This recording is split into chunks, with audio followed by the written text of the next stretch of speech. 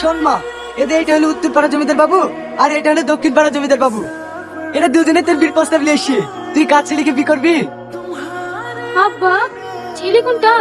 ছেলে কিনে নাই মা, ছেলে বিদেশে পড়াশোনা করছে। ও ঠিক আছে, আমি আগে ছেলে দেখবো, তারপর আমার যাকে পছন্দ হবে তাকে বিয়ে করবো। এই তো এতক্ষণ একটা বুদ্ধিমান মেয়ের মতন কথা বলিস।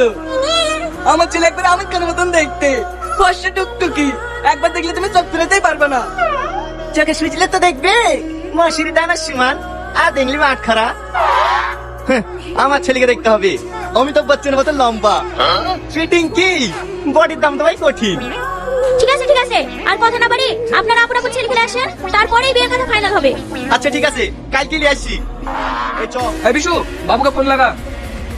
আমার তো কোনো পড়াশোনাই শেষ হয়নি, এইভাবে হঠাৎ করে আরে বিয়ে করলে কি হবে, তুই বউকে ছেলে মারিস নাকি যে বই খাতা ছিঁড়ে দেবে, বিয়ের পরে পড়াশোনা করবি?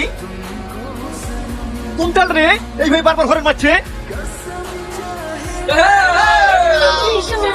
জানা ও তো রুই বলে কি আছে। এই ওটা দাঁড়া। এই বাবু নাম। কি হইল আব্বা? আরে নাম তো। এই ওটা যা। শোন, দক্ষিণ পাড়া জমিদার যে গাড়িতে গেল তার থেকে বড় গাড়ি ভাড়া গেলে আইগা। এখন কর্তা? হ্যাঁ, আমার থেকে কি ওর টাকা বেশি আছে নাকি? ঠিক আছে কর্তা।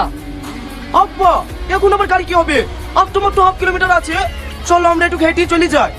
কি, আমার ছেলে হয়ে তুই হেঁটে বাড়ি যাবি? চুপ করে দাঁড়া, গাড়ি আসবে তারপরে যাবো। আচ্ছা ঠিক আছে আব্বা।